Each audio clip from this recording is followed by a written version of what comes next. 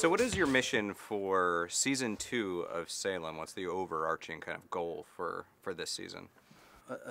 A number of things. To continue the narrative we started, to expand the scope of the narrative, the scope of the show visually, the new characters.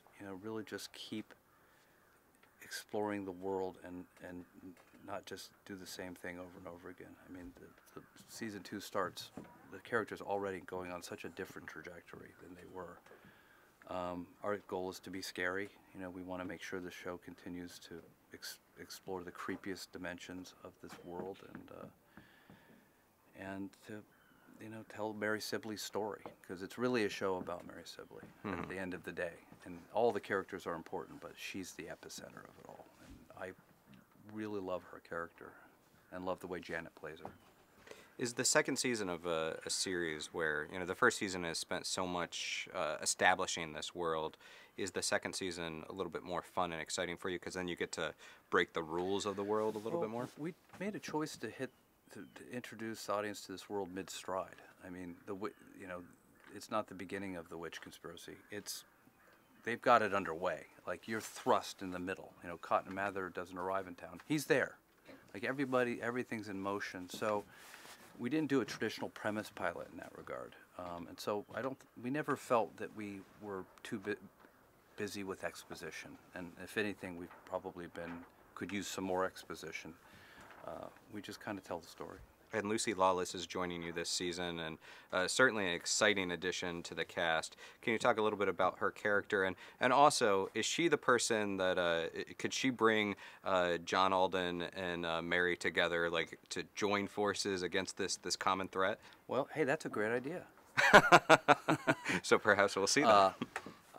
I think it's safe to say that Lucy's character is going to turn Salem up completely on its head and screw up Mary's plans, and it's going to be bad news for Salem, and it will impact the John-Mary relationship, which is not in a great place right now. But we'll see what happens by the end of the year. Well, and you've certainly played around in the sci-fi sandbox quite a bit. What are some rules or lessons you learned from science fiction that you then carry over to supernatural and the horror genre? Keeping it grounded and believable. Using filmmaking to depict the supernatural. You're not going to see people vanish in a special effect. You may cut and they're no longer there.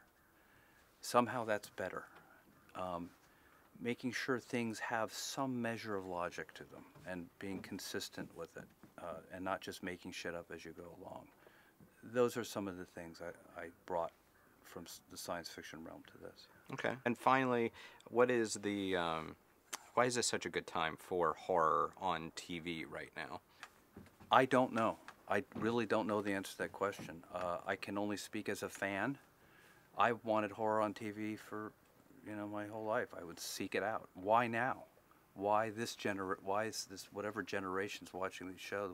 Why is it acceptable? Not only acceptable, but The Walking Dead, a zombie show, for Christ's sake. I don't know.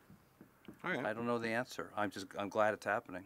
Me too. Well, thank you so much for your time. Yeah. I'm looking forward to the second season of The Witch. Awesome.